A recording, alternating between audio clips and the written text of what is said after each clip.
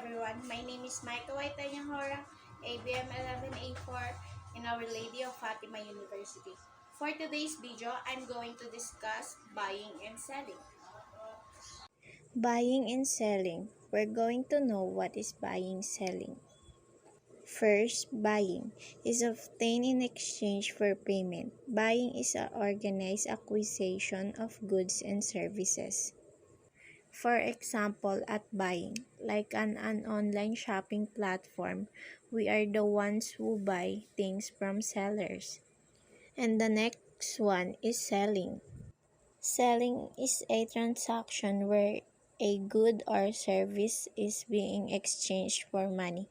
It also refers to the process of persuading a person or organization to buy something. For example, if I am an online seller and you are customer, I'll try to convince you to buy something. And a seller is someone who sells something. And here is the definition of terms so we can recognize more what are the terms to resolve the certain problem in the buying and selling. First is mark on, original price or a cost. It's written M sub O. And the second is markup, is amount increase on the mark on.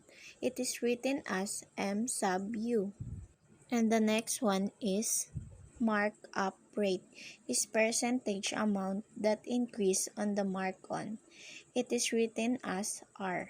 And the next one is new price, is a selling price. It is written as S. And the lastly, markdown. This is the reduction on the mark on. It is written as M sub D. Now, and that is the definition of terms in buying and selling. Next is, we're going to know the formulas. And here is the some formulas to use to tackle the problem. For the mark on, you're going to subtract the markup to selling price. M sub O is equal to S minus M sub U. And the next is the markup. You're going to subtract the mark on to seller price. M sub U is equal to S minus M sub O. And for the next one is markup rate. You're going to divide markup and mark on. Then you're going to multiply by 100.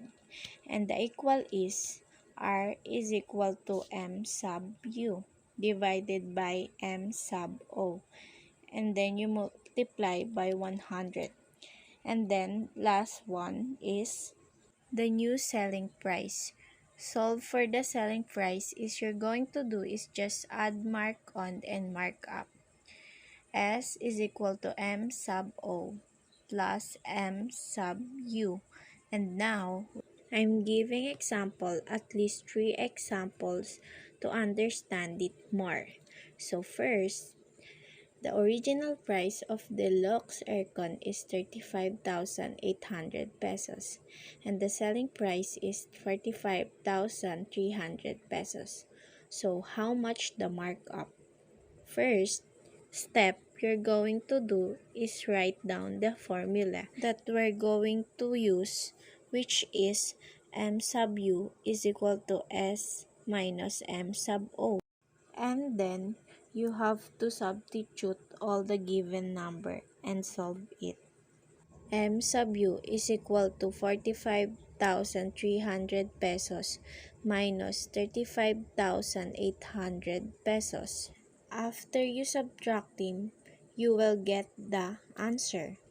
And that is M sub U is equal to 9,500 pesos. So here is the conclusion. The markup of the deluxe aircon is 9,500 pesos. So we're going to the second example. A bottle of wine is sold for 550 pesos and its original price is 375 pesos. So we're going to find the markup rate. First, you're going to do always write the formula, which is m sub u is equal to s minus m sub o. And then the next step is substitute all the given numbers, and then we're going to solve it.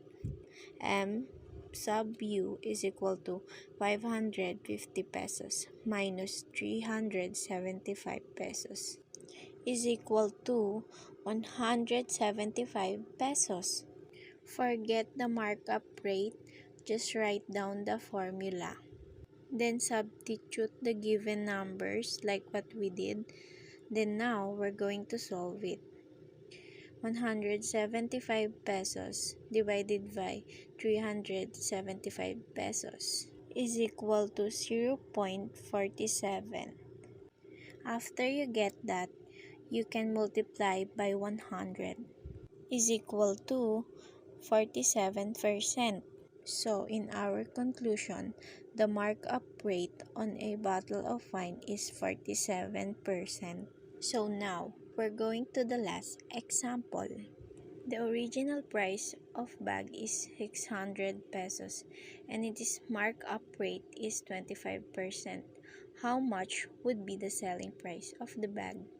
So again, we're going to write the formula. M sub u is equal to m sub o times r. So next, we're going to substitute the given numbers. So before we solve this, we need the percentage to into decimal form. And that is 0.25. So now, it's already decimal, so we can solve it.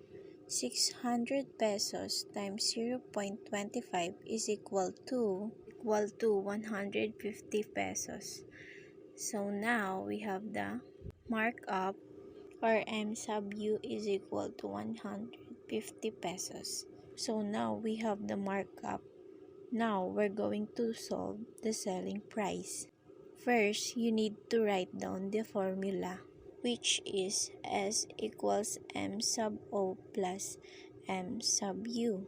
And again, substitute all the given numbers. Just add the 600 pesos plus 150 pesos is equal to 750 pesos. For now, for our conclusion is the selling price of a bag would be 750 pesos. And that's all. So before I end this, I have a quote that mathematics is not only real, but it is the only reality. So thanks for listening. I hope you like